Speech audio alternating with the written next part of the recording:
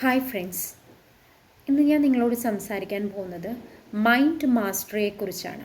എന്താണ് mind mastery? ശരിക്കും നമ്മളുടെ മൈൻഡിൻ്റെ മാസ്റ്റർ ആവുക എന്നതാണ് ഇവിടെ ഉദ്ദേശിക്കുന്നത്. ഇന്ന് അതിനെക്കുറിച്ചാണ് ഞാൻ നിങ്ങളോട് സംസാരിക്കാൻ ആഗ്രഹിക്കുന്നത്. ഒരു എക്സാമ്പിൾ പറയുകയാണെങ്കിൽ, ഇപ്പോൾ ഒരു കാർ ഓടിക്കാൻ ഒരു ഡ്രൈവർ ഉണ്ടാവും. ഒരു നല്ല ഡ്രൈവർക്ക് നമ്മളെ ഓരോ നല്ല സ്ഥലങ്ങളിലേക്കും നമുക്ക് കാണിക്കാനും പോകാനും എല്ലാം നമുക്ക് സാധിക്കുന്നത് ഒരു നല്ല ഡ്രൈവർ ഉണ്ടാകുമ്പോഴാണ്. അതുപോലെ നമ്മുടെ മനസ്സിൻ്റെ ഒരു നല്ലൊരു ഡ്രൈവർ ആവാണ് നമ്മൾ വേണ്ടത്.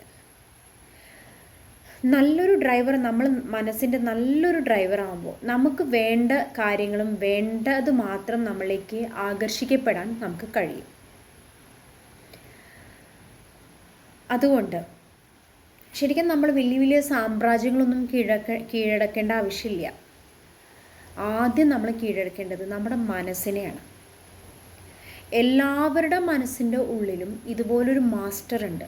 ആ മാസ്റ്ററെ നമ്മൾ തിരിച്ചറിഞ്ഞു കഴിഞ്ഞാൽ നമ്മളുടെ മൈൻഡിനെ നമ്മളുടെ ഇഷ്ടപ്പെട്ട രീതിയിലേക്ക് നമ്മൾക്ക് കൺവേർട്ട് ചെയ്യാൻ പറ്റിയാൽ നമ്മുടെ ലൈഫിൽ ആവശ്യമുള്ള ഹെൽത്ത്, വെൽത്ത്, അതുപോലെ റിലേഷൻഷിപ്പ്, ഹാപ്പിനെസ്, സക്സസ് തുടങ്ങിയ എല്ലാം നമ്മളിലേക്ക് നല്ല രീതിയിലേക്ക് നമ്മൾക്ക് മാറാൻ നമുക്ക് ലഭിക്കും. നല്ല രീതിയിൽ നമ്മൾക്ക് ലഭിക്കും.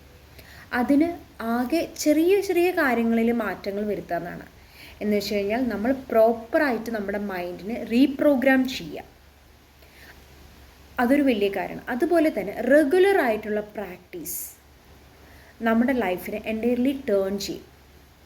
ആ റെഗുലർ പ്രാക്ടീസ് എന്താണ്, എങ്ങനെയാണ് നമ്മളുടെ മൈൻഡ് റീപ്രോഗ്രാം ചെയ്യുന്നത് എന്നതിനെ കുറിച്ചിട്ട് ഞാൻ ഓരോരോ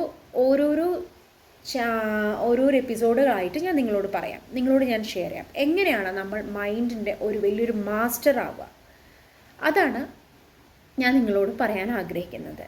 ഇന്ന് ജസ്റ്റ് ഒരു ഇൻട്രൊഡക്ഷൻ മാത്രമേ പറയുന്നുള്ളൂ. നിങ്ങൾ ചിന്തിച്ച് നോക്കുക, എങ്ങനെയാണ് നമ്മൾ നമ്മുടെ മൈൻഡിൻ്റെ മാസ്റ്റർ ആവുക എന്നുള്ളത്. Thank you friends.